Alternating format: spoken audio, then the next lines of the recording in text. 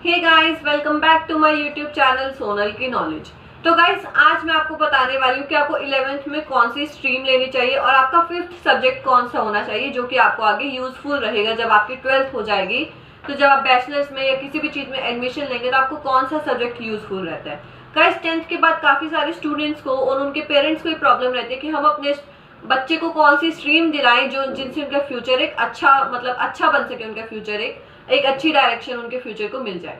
तो गाइज, मैं आपको इस वीडियो में सब कुछ बताने वाली हूँ। बस आपको एक काम करना है, इस वीडियो को एंड तक जरूर देखना है। मैं आपको इस वीडियो में सारे पॉइंट्स बताने वाली हूँ, कुछ भी ऐसा नहीं बताने वाली हूँ जो कि आपके लिए इंपॉर्टेंट नहीं है। तो गाइज, बस आपको इस वीडियो को एंड तक जरूर देखना है। स्टार्ट करते हैं गाइज। तो पहले तो गाइज, मैं आपकी आप सबके लिए एक बात क्लियर करना चाहती हूँ। काफी सारे स्टूडेंट्स को ये प्रॉब्लम रहती है, मतलब थिंकिंग रहती है उनकी ये कि भाई जो आर्ट्स जो लेते हैं वो वही स्टूडेंट्स लेते हैं जो एवरेज होते हैं, थोड़ा सा कम पढ़ते हैं या एवरेज होते हैं। पर ऐसा नहीं है guys.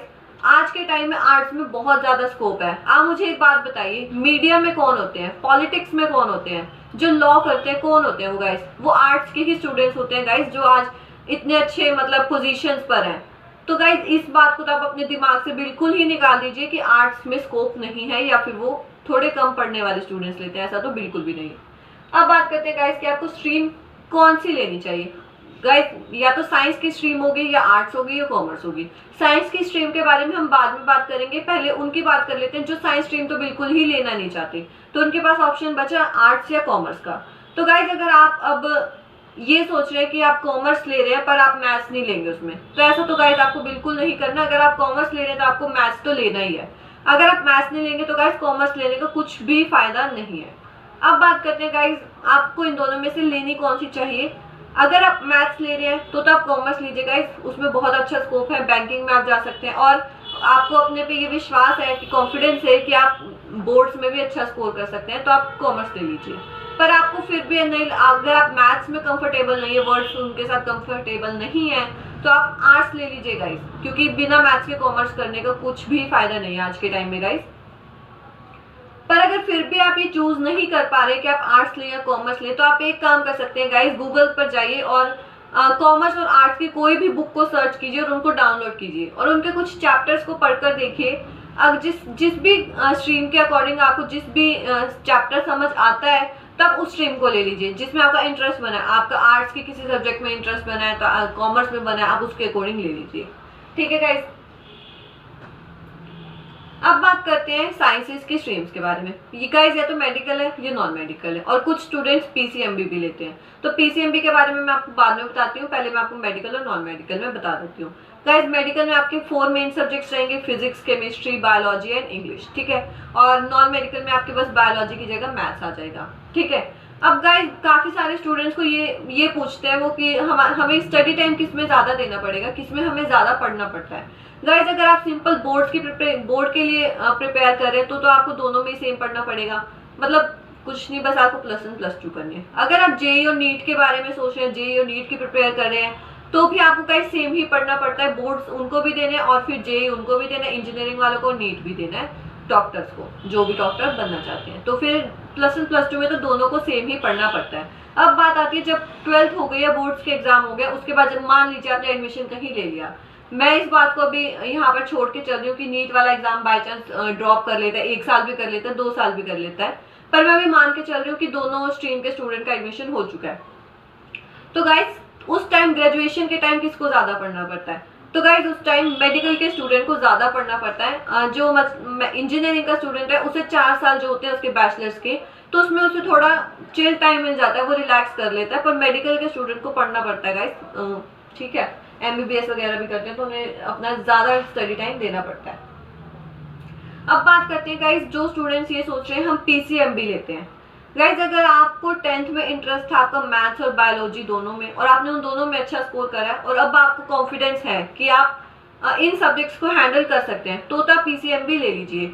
Guys, physics, chemistry, maths, biology चारों सब्जेक्ट्स काफी हैवी हो जाते हैं, हैंडल करना बहुत मुश्किल हो जाता है। कई बार काफी स्टूडेंट्स के लिए ऐसा पॉसिबल नहीं होता कि वो चारों सब्जेक्ट्स को अपना इक्वली टाइम दे पाए। अगर आपको लगता है कि आप अपना टाइम डिवोट कर सकते हैं, आप अच्छे से दोनों मैथ्स और बायोलॉजी दोनों को पढ़ सकते हैं, तो ही आप पीसीएमबी लीजिए, वरना मैं आपको सजेस्ट करूंगी मत लीजिए, काफी ज्यादा बर्डन हो जाती है। ठीक है। काफ़ी स्टूडेंट्स तो कुछ होते हैं एक्स्ट्रा ऑर्डिनरी जो जेई भी सोचते हैं देने की और नीट भी, और हो भी जाता है गाइस, पर वो आप पे डिपेंड करता है, आपकी कैपेबिलिटी होनी चाहिए। फिर आप दोनों को दे रहे हैं तो उनकी प्रिपेयर भी आपको अच्छे से करना पड़ेगा। आपको दोनों 2 साल अपने पूरे अच्छे से मेहनत करनी पड़ेगी, और क्या पता आप आगे ड्रॉप भी कर लें।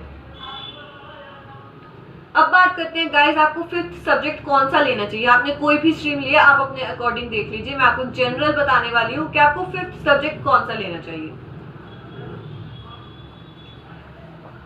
गाइज एक बात मैं आपको क्लियर कर देती हूँ कि जब आप एडमिशन लेने जाते हैं तो आपके बेस्ट 4 के जुड़ते हैं एकेडमिक सब्जेक्ट के, आपके इलेक्टिव सब्जेक्ट के मार्क्स नहीं जुड़ते। मान लीजिए आपने जो इलेक्टिव सब्जेक्ट है वो फिजिकल एजुकेशन लिया है तो आपके उसके मार्क्स नहीं जुड़ेंगे, आपके बेस्ट ऑफ 4 एकेडमिक्स के जुड़ेंगे, जैसे आपके फिजिक्स, केमिस्ट्री, मैथ्स और इंग्लिश होगा। मैं नॉन मेडिकल के बारे में बता रही हूँ। गाइज अब मैं आपको एक बात बताना चाहूंगी, अगर आप 12th के बाद बैचलर्स करने की सोच रहे हैं, कंप्यूटर साइंस में करने की सोच रहे हैं, पर आपने +1 +2 में अपना इलेक्टिव सब्जेक्ट जो है वो फिजिकल एजुकेशन ले लिया, क्योंकि वो आपको मतलब इजी रहता है स्कोर करने में, आपको सिर्फ 1 महीना पढ़ना पड़ेगा बोर्ड्स के टाइम में। तो गाइज अगर आप आगे बैचलर्स करने की सोच रहे हैं कंप्यूटर साइंस में, तो गाइज फिर आपको थोड़ा सा मतलब करना पड़ेगा। आपके 2.5 मार्क्स की पेनल्टी लगेगी आपकी, अगर आप DU में एडमिशन लेने की सोच रहे हैं तो आपकी पेनल्टी लगेगी कि आपका भाई कंप्यूटर साइंस +1 +2 में तो था नहीं, तब तो आपने फिजिकल एजुकेशन ली थी, अब आप CSE में करना चाह रहे हैं, तो गाइज आपका DU में तो 2.5 का पेनल्टी लगेगा। तो मैं आपको यही सजेस्ट करूंगी कि आप आगे जिसमें भी अपनी बैचलर्स करना चाहते हैं उसके अकॉर्डिंग आप अपने सब्जेक्ट्स लीजिए। बैचलर्स आप इकोनॉमिक्स में करना चाहते हैं, CSE में करना चाहते हैं, जिसमें भी करना चाहते हैं उसके अकॉर्डिंग आप अपना 5th सब्जेक्ट लीजिए। गाइज अब बात करते हैं 6th सब्जेक्ट की। काफी सारे स्टूडेंट्स ये सोचते हैं कि भाई अगर मेरे किसी एक सब्जेक्ट में कम मार्क्स आ गए तो मेरे उस सब्जेक्ट के मार्क्स जुट जाएंगे। ये गाइस बात ठीक है, पर गाइस काफी बार इस 6 सब्जेक्ट से प्रॉब्लम भी हो जाती है। कई बार क्या होता है, मान लीजिए आपका मैथ्स का एग्जाम है, उसके लिए आपको 7 डेज का गैप मिला है, पर क्या होता है जिनके पास 6 सब्जेक्ट होता है कई बार उनको इन 7 डेज के बीच में उनका ये वाला एग्जाम हो जाता है 6th वाला, तो अब आपको मैथ्स के एग्जाम के लिए कम टाइम मिला गाइस प्रिपेयर करने को, तो ये आपके लिए डिफिकल्टी होगी गाइस थोड़ा प्रिपेयर करने के लिए भी। और आपको 6 सब्जेक्ट पढ़ने का इतनी आसान बात नहीं है मेडिकल या नॉन मेडिकल के बारे में। अगर आप मेडिकल या नॉन मेडिकल में आप 6 सब्जेक्ट भी ले रहे हैं तो आपको काफ़ी ज़्यादा टाइम स्टडी को देना पड़ेगा, तभी आप कुछ अच्छा स्कोर कर पाएंगे बोर्ड्स में। ठीक है गाइज, तो गाइज मैंने आपको इस वीडियो में सारे इंपॉर्टेंट पॉइंट्स बता दिए जो कि आपको पता होना चाहिए जब आप 11th में जा रहे हैं। तो आपको स्ट्रीम कौन सी लेनी चाहिए, आपको 5th सब्जेक्ट कौन सा होना चाहिए, आपको 6 सब्जेक्ट लेना है कि नहीं लेना, ये आप पर डिपेंड करता है। आप अगर आप कैपेबल हैं, आपको कॉन्फिडेंस है अपने पे कि मैं नहीं कर सकती हूँ या कर सकता हूँ 6 सब्जेक्ट भी हैंडल, तो आप ले लीजिए गाइज। मैं आपको फोर्स नहीं करूँगी कि आप मत लें गाइज। तो मैंने आपको बता दिया इस वीडियो में कि आपको कौन सी स्ट्रीम लेनी चाहिए, 5th सब्जेक्ट आपको कौन सा लेना चाहिए, किस हिसाब से लेना चाहिए। तो आई थिंक मैंने सारे पॉइंट्स इसमें कवर कर लिए। तो गाइज अगर आपको मेरी वीडियो पसंद आई और अगर आपको लगा कि मैंने आपको इंपॉर्टेंट पॉइंट्स बताए हैं, तो गाइज प्लीज़ आपको सिर्फ 3 काम करने हैं, like, share and subscribe. Thank you guys, bye bye.